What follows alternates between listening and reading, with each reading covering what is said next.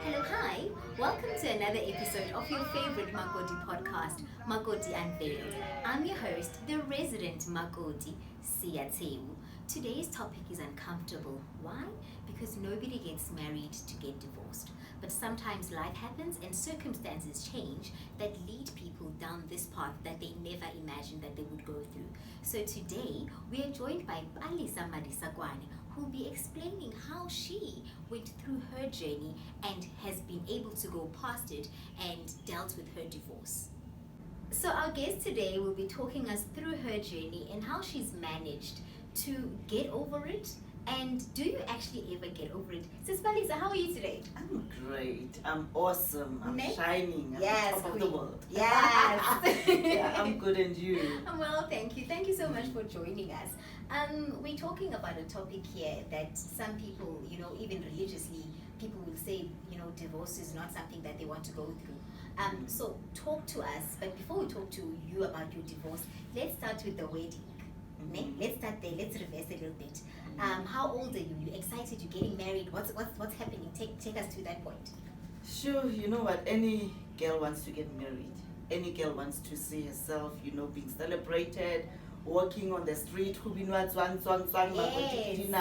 what I mean? So at that time of my life, I think, how old was I? I think just about 30s or so. I was excited, I was happy, I was looking forward to my big day, so it was exciting. I was excited, I went through my dress, my makeup, my hair, my family members, my sisters, my friends, so it was beautiful. So yeah, it was great. And how long had you been with your partner at the time? At the time, my ex-husband and I were friends before we started dating. Okay. We became friends for quite, I think, over 7 years. So, and then immediately something happened. I don't know, one thing, flew. It just happened from one step to another, and then we found ourselves being in love. Okay. And yeah, at that time, I think that's when he started proposing, and it was all exciting. Yeah, yes. and then we got married, and I think that was it. There was an issue. There was issues there. Because from the time when I was dating, my husband didn't have a child. Okay. So I came with a child in a marriage, even in a relationship. And I'm a Soweto girl who has a child, and then here's this young man from the northwest, from the rural areas, Komafike. He's a breadwinner, in his family, and he doesn't have a child. So obviously, I think in a way I understood Uri. The family members, especially the mother, as much as we ended up getting along, but the mother had always been vocal that they wished that their son had married somebody from their town, from African, and of course somebody who didn't have a child. And unfortunately, love is love. Because I remember there was a time when my ex-husband was telling them, you know what, there's only one Palesa. There can never be another Palesa. There's no other Palesa. So I think at that time that gave me, confidence to say, yeah, I am the only one. There's never another Palesa. Yes. And then so you got married. At which point of your marriage did you start seeing cracks or red flags that started looking a bit shady? Oh, honestly speaking, with my experience, it was even before the marriage, and honestly, I don't think it was from my husband's side. It was just the pressure from his family members. That's how I saw it, and that's how I feel, and that's my experience to say. I think my ex-husband was somebody whom I can say did not have a backbone when it comes to listening to especially other people, but especially his family members. He was pleasing more. He wanted to please his mother more. He wanted to please his family more than please our relationship. As much as I know that, he would do anything for me, cross the rivers for me and everything. But then when it came to especially the influence from his family side, especially the sisters, I think that's when everything did not go well. Because even before we got married, there was a time where he got an advice that, from the family members, we shouldn't sign in community of property, we shouldn't do this, we shouldn't do that. And I felt that it was something, a decision and a choice that me and him had to make as a couple. As much as, yes, he's got his family members, I also have my family members. But the sad part about that is, at that time, now my mom had passed on. So I didn't have anyone to go and stand up for me and fight for him. And at that time, Lena, on his side, the mom was still alive, may God bless his soul. The mom passed away only last year. But at that time, I just felt like my husband was always getting advices and, getting whatever, information from the family side, and especially some of the sisters' side. So already there were cracks, in that marriage. Even before you said I do. Even before I said I do. There was a time where I remember my husband and my family members, my friends, they threw me an engagement party. And to us, an engagement party is an engagement party. He didn't have to go and ask for permission, to say I'm engaging this woman. And then they found out about it, and it was also another issue, So I think, issues were actually, they were not in, it was not between me and him. It was never about our love, how we felt for each other, and how, we were dating and happy. But then everything came into a mess when other family members started getting into our relationship, and including to our marriage. Okay. Now, in your marriage, let's start here. How long were you guys married? I think we got married about, was it over 7 years? Because we started dating for 3 years, we were friends, and then 7 years went on, we got married. And I think from 2007, if I'm not mistaken, from 2007 up until 2013 when I filed for divorce officially. So I think all in all, it was like I've known this person for almost 20 years of my life. So I could say maybe around 15 years of beautiful marriage at the end of the day. Yeah. And I like that you're not discounting that there were some good times, and you're calling it a beautiful marriage. It wasn't some toxic part of your life that you would rather forget. You know what, my ex-husband was my best friend. He was my friend. We shared a lot of beautiful moments together. We had beautiful kids. Thank you.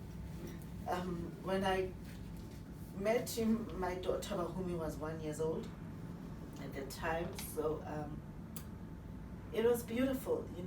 He was my best friend at the time. I could cry to him. I mean, when I met him, I had a boyfriend at the time. So my boyfriend had heard me, and then I went to him as a friend to say, hey, you see, this guy did this and that to me, and he was there, to give me a shoulder. So all along, we were best friends. And I just felt like he failed. He failed me. He failed to support me as a wife. He failed to support me and listen to me and, take care of me and my family, which is me and him and my kids. He was always listening to his family members who were always into our case. He would never take my side, even if there were times where his sisters were at fault, but he would never say anything or stop them or fight for me. He would rather keep quiet when they were interfering in our marriage. So I think that's a very painful part of my life. As much as he was a very good man, he is a very good man. He took care of us financially. He loved me. He still does. He loves my kids dearly. He would do anything for me and the kids right now. But there's just one thing that led to, to me getting tired, like draining me. Literally in Setswana I can say, you know what I mean? So when those things happen, I think they drain you so much as a woman. I'm a mother of 3 kids. I had adopted another child. I'm a freelancer. Sometimes I work at ungodly hours, and you know what I mean? And here you have in-laws that are always interfering in your marriage. And you have a husband who would do anything for you, but when it comes to his family side, he would never protect me or take my side or defend me. Instead, he would rather pretend and turn back and look the other way around. And how do you deal with such a person that you feel that doesn't protect you? You know, as a woman, it drains the love out of you. As a mother, it tires you emotionally and psychologically. You know, as a human being, basically, it just breaks you. It just breaks you because you expect this man who's supposed to be your husband, your standby, your advocate, your everything. No matter what happens outside, you are expecting for this man to be your pillar. You know, he would do everything for me elsewhere, but when it came to his family members, I personally feel that he would never take my side or protect me. So I think along the way, that was the only thing I think that made us to be where we are right now. During the course of your marriage, and when you were when you were feeling that tiredness or that fatigue from everything that was happening, were you able to, you know, seek help, whether it's from family elders, from your church, if that's what you believe, your pastor or whatever? Were you able to go maybe to a psychologist? I know in isiXhosa, in our culture, what would happen in a relationship is that when there's a problem between the husband and the wife, ababantu bebe ngonozakuzaku. So that the people, I think in Zulu, but abakhongi, if I'm not mistaken, but it's the people, it's the representatives from the husband's family as well as the wife's family. They would then be the ones that are able to resolve the issue because it was them that put you guys together in the first place. So if there's a problem between the husband and wife, it gets taken to those elders as onozakuzaku for them to try and resolve it. Were you able to do something like that? You know what? In a way, I think so, but then not really, because firstly, remember, I didn't have a mother. My mother wasn't there to take my side or to stand up for me like he did when his mother came in and always defended him and, you know, or spoke or whatever, you know what I mean? The person that came and tried to sort matters out was my dad. My father came in, but at that time, when my father came in, I was also very much drained, you know, and by the time my dad came in, because remember, as a woman, uma ulaiwa ukena ko motseng wa hao. As mosadi ba re o gata dilo ka maoto. You do not go out, and especially with me, I was a public figure. You know, I didn't want everyone, whether in the family or in friends or in the public, to know, you know, what was going on in my marriage. I understood, or as a woman, meaning as a woman, you hold a knife, you know, with both sides.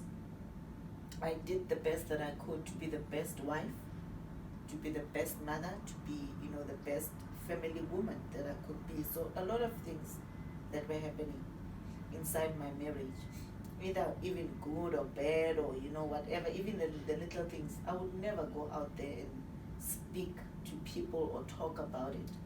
Everything being phezu and solve it as I thought ukuthi, you know, ngimbokodo emzini wami ngumama ngizonyathela izinto yabona ngihlale ngazo ngizisolve emzini wami.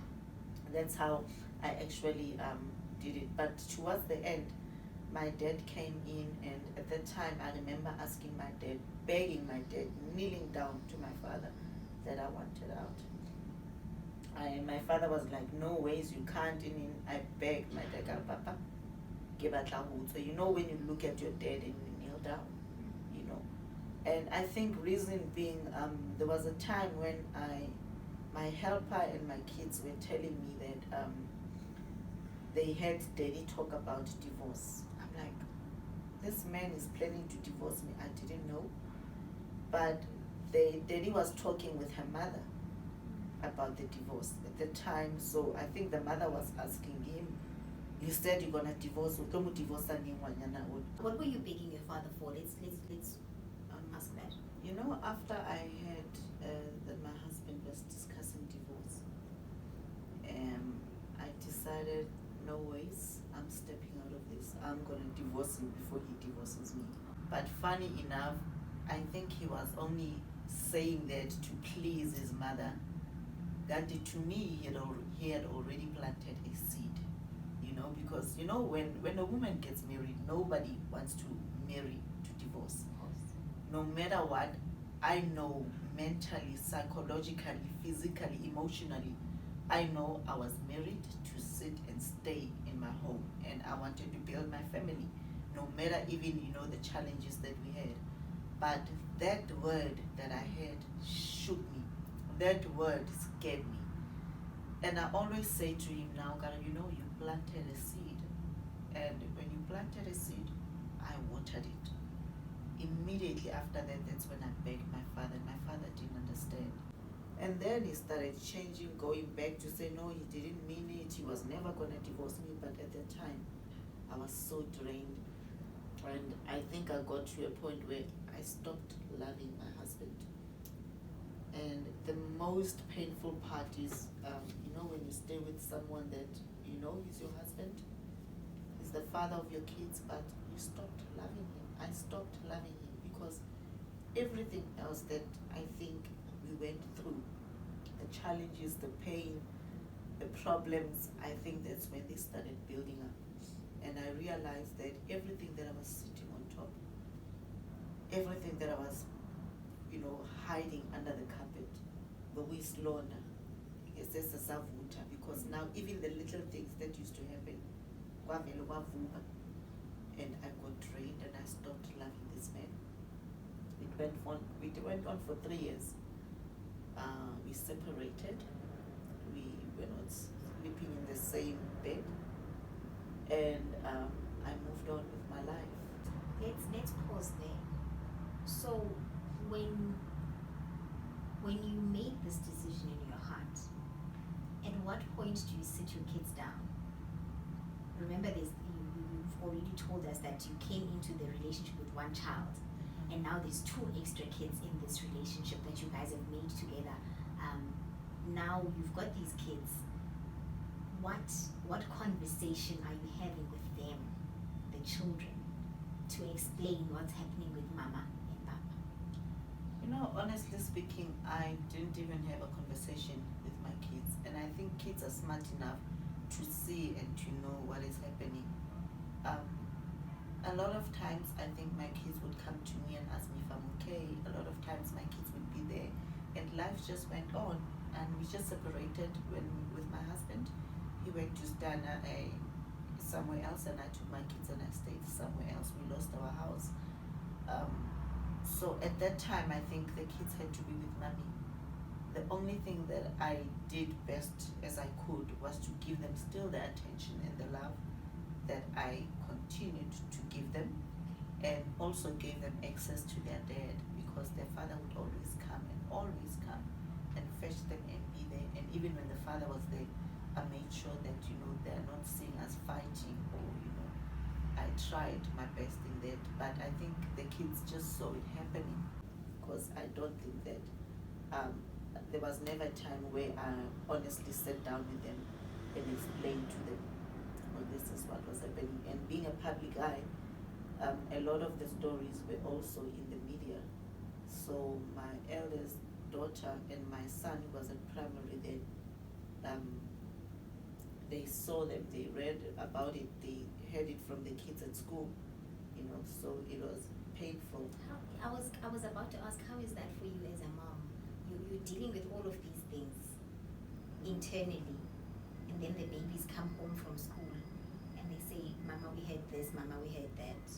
How are you dealing with that? Are you confirming what they're telling you, or do you try and sensitize them in such a way that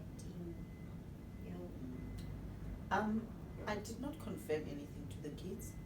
All I did was just to try and brush it off, and try to just change the topic. That's what I did, and at that time it worked for me, because at the end of the day they ended up seeing mommy who's happy and who's not stressed. But then it did hurt me. Obviously, when my eldest daughter would come home and say, Mommy, so and so said this, so and so said that, you know what I mean? And then I would just say, you know what, you are special, you're not like other kids.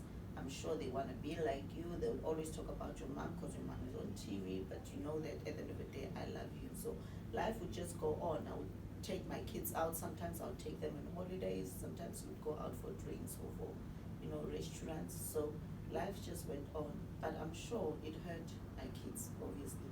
But at that time, I think I was in a moment of my life where I didn't even care what was happening about, the outside world. I did not even want to focus on what was happening. Inside, yes, it did hurt me. Inside, it did disturb me, but my focus was on making sure that my kids are good.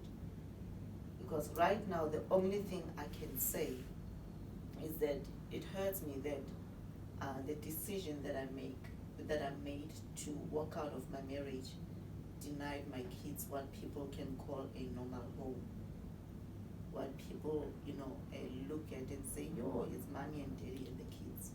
That's the only thing that hurts me, and that always eats me to say maybe I should have stayed, but for the sake of kids having mommy and daddy, maybe I should have, maybe I shouldn't have, but it was just too much for me to sit in my home with somebody whom you actually fell out of love with. Like I said, I fell out of love with my husband. I stopped loving him. I loved him, but I was not in love with him anymore. And for me, it wasn't healthy emotionally, psychologically, or physically. It wasn't, helping me, because if I wasn't happy, then it meant my kids were not happy. So unfortunately, it had to go to the where I ended up separating with my husband, and we didn't divorce just like that. I didn't even think like that, okay, I'm divorcing now. No, it was a process. It's something that came in, and it like grew and grew until one day it exploded. And in 2013, I decided to make it official. I sat him down. I went to court, came with the papers, gave him the divorce papers.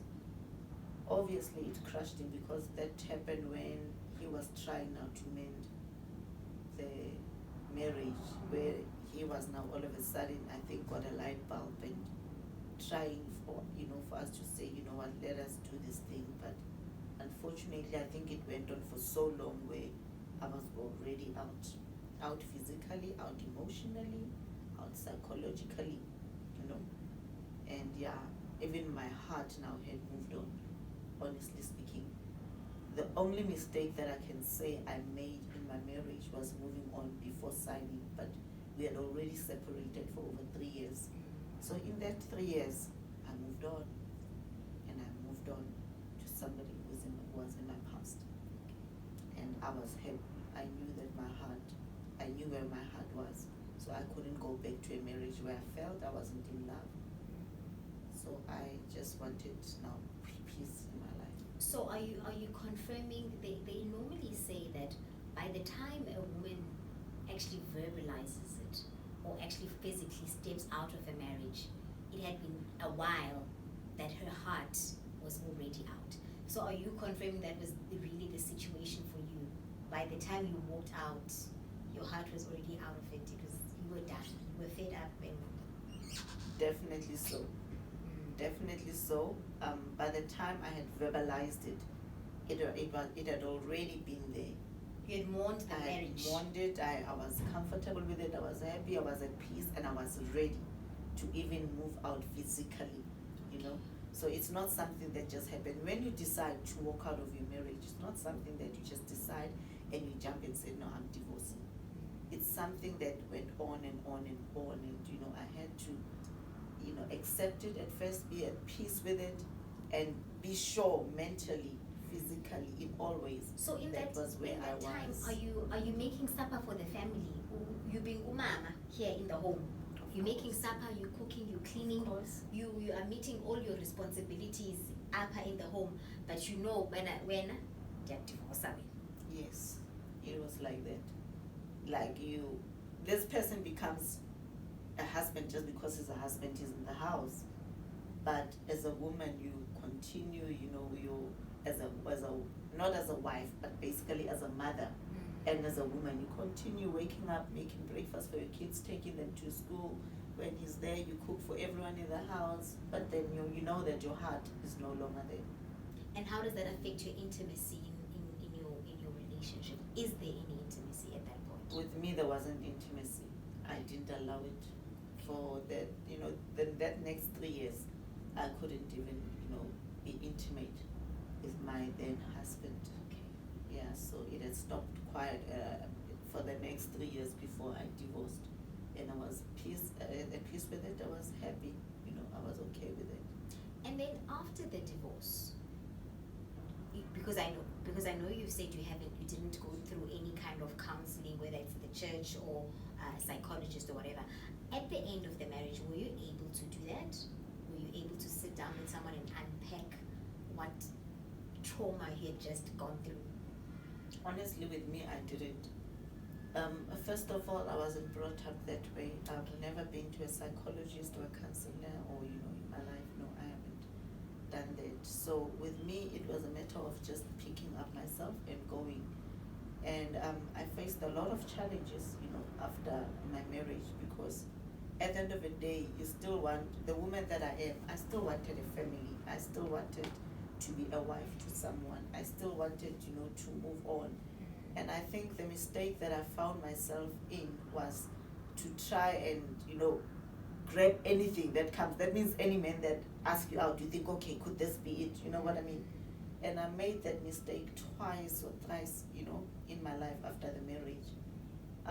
It took me a while to realize that I was trying to mend whatever that, I had, to an extent that, I met a guy who was married, and that guy was telling me that he wants me to be a second wife. I think I was so desperate to have a family again that I ended up saying yes, without thinking about whether my kids or my background, but honestly speaking, I just saw myself as a second wife. And I'm like, okay, this guy wants me to be a second wife. And only then I'm like, no, but what am I doing here? What's happening? You know what I mean? And then the other challenge was dating again after marriage and having all the kids. I know that at that time my husband had a girlfriend now, so the kids were like, no, mommy, you must also move on, I was like, hey, why not? And anybody again that asked me out, I was thinking, okay, let me go on dates. So I think I didn't give myself time to really take a break, and so I fell into a lot of mistakes, and everyone that came and asked me out, to me, I felt, okay, maybe they love me. And it could be the one. Yeah, it could be the one. So when you are dating, are you introducing the kids to Uncle Sipho and Uncle Temba and Uncle whoever that comes along? Or are you doing your thing on the side without involving them? No, with me, I think I protect my kids a lot. I love my kids a lot. I didn't do that, and I didn't want to do that.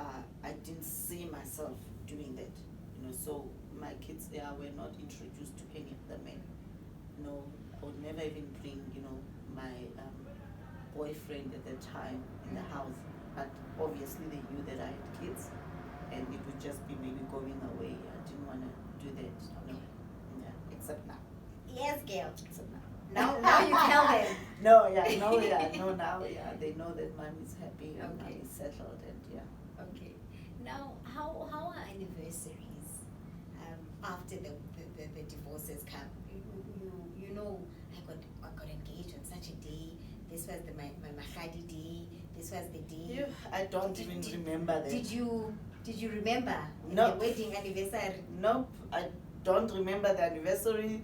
I don't even remember the wedding day except pictures that were there. It was a traditional wedding, and I only remember it when I see pictures. But honestly speaking, my mind is not there at all. I don't remember. I don't think about it. I've moved on. There was a time where I even wished that my husband can just find somebody else. You know what I mean, and just be happy with somebody else. And eventually he did. And funny enough, now I found out that the person that my husband has lobola now is the woman that was in the picture then. So which is good, because Linda, the person that's in my life now, is a person that was eventually in my life, before. So I guess, spade, rara. amanzi abuyele la kufanele vele bewabuyela khona. Yo, and then with the kids and dad having a new girlfriend and you having a new boyfriend or even an old boyfriend and him having an old girlfriend, how do those dynamics, how do you navigate those dynamics? Do you want to know? Do you like, okay, tell me what happened at Papa's house? At Papa's house, was she there? What did she say? What was she wearing? Do you want those details, or are you like, I'm done, it's over? I'm done, it's over. It's the kids obviously that would come and tell me, Mama so and so did this, Mama. I'm like, oh, okay, you know what I mean? And I think I met the woman once, and when I met her, I said to her, thank you for loving my kids. I gave her a hug. I'm like, okay, thank you for loving my kids. Which I think, because my kids, when they go to their father's house, they meet her. They met her, but I asked about it. Is she okay with you? Is she nasty to you? Is she, so the kids are confirming that, no, she's just fine, she's just quiet. I'm like, oh, okay, you know what I mean? And so far, I think she's still fine with my kids. Okay. Yeah, but at the end of the day, I still, make it a point that I am your mother. No one else will be your mother. But respect the other woman. Respect her because she's now your father's wife. And she's an elder. So when you go there, just understand that your father married somebody else. And just respect her like your mother. But yeah, and then that's where it ends. I'm very much happy. I'm looking forward to, my new life. I think the person that I'm with right now, it's been 3 years now, that we've been dating or seeing each other. I think we are very serious now. And it's somebody that I know from my past. That's the nice part about it. Like, I dated this guy when I was in my 20s. That was, I think, after I had a child with Somizi, after I broke up with Somizi, and then my child was 1 year old, and I met this young man, and there was a spark, and we were in love, but we were young at the time. He was all over, and then I got mad, and I got angry, we broke up. And yeah, life went on. As we broke up, I also met my husband, I got married. Fast forward, he also got married. And then 10 years later, he comes back, he's going through divorce, I'm going through divorce. We started patching things up, again things didn't work out, fell out again, and then only 3 years later, I think it was in 2020, I was at home, and he was also at home because we grew up in the same township, and it's like, hey, what are you doing here? I'm home. I know I'm home. Hey, you divorced now? Yeah, finally I'm divorced. Yeah, finally. So we started like being friends again, and then we've been going stronger and stronger until now. So yeah, I think now it's even more stronger. Yes, child. Yeah, I'm hoping that that Makoti topic is something that's on the line. I was about to ask, do you still believe in the institution of marriage? Do you still want to get married? I'm definitely getting married one day. I am in love. I'm happy. I'm in peace, and I am definitely getting married. It's in the discussions. Yeah. And yeah, I'm really hoping, in my next marriage, there's nothing different that I will change from my old marriage. All I know is that I just want to be at peace. I want to be happy, and I'm still the woman that I was, when he met me, or, I will still hold on to my family the way I did with my first marriage. There's nothing different that I have done or that I will do. I'm just going to be me, myself, and I'm glad that I think he accepts me for who I am. My kids are happy with him, and Look at you smiling. Oh yeah, no, yeah. I am happy and I'm ready. I'm fully ready. And what do you say to people that, society has sort of expectations of women. So what do you say to people that would talk about,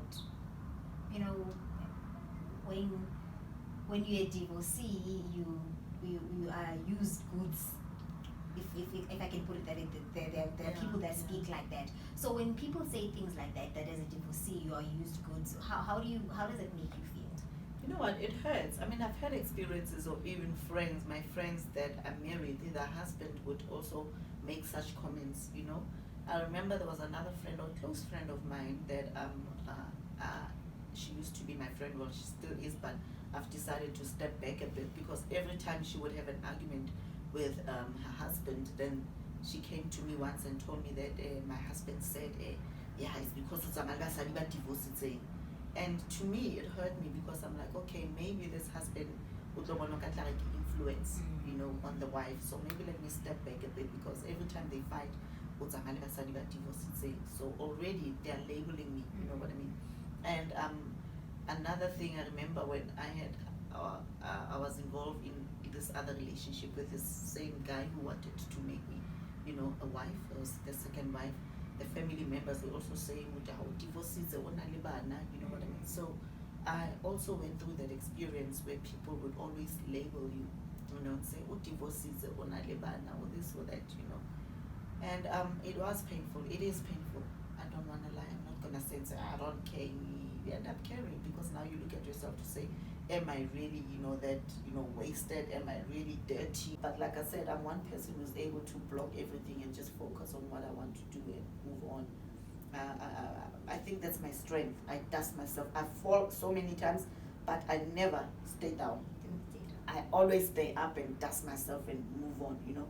And I try to block a lot of noises that just come and say, Palesa this, Palesa that, Palesa this, Palesa that, because I think of those things, they in my life, you know, I've dealt with so many misjudgment ever since, especially, you know, from my teenager, from the time when I had a child with Somizi back then, where people would always label me, and this, and you know what I mean, and you're trying to be famous, and people put me in a very, you know, I don't know, they would just judge me and label me and talk bad about me. So since then, I think I've learned to have a thick skin. With all, even I've had like bad media write-ups, you know, from nowhere. Sometimes I would say, but these people, they talk as if nothing, they know me, you know. But then with me, I think, like I said, I've developed such a thick skin where I always say, I'm gonna dust myself and focus on where I want to go. So that happens, that still happens. And I'm glad right now I've got a partner who holds me, and you know, and I think it's also because he knows me from the past. He's my friend, he's my best friend, and he is my boyfriend, and he's my partner now, you know. So he understands me, he understands my background. So to him, I'm not Palesa Bangwalanga and I'm on TV. To him, I'm not Palesa Wago TV. To him, I'm not Palesa who's so and so, you know what I mean? So with that gives me strength also to know that you have somebody who, you know, loves you. And more than anything, my kids. I think my kids give me so much support that, you know, I end up forgetting, okay, Ghana, their mother is a public figure. When I'm at home, I'm not Palesa the public figure, I'm a mother. If you know,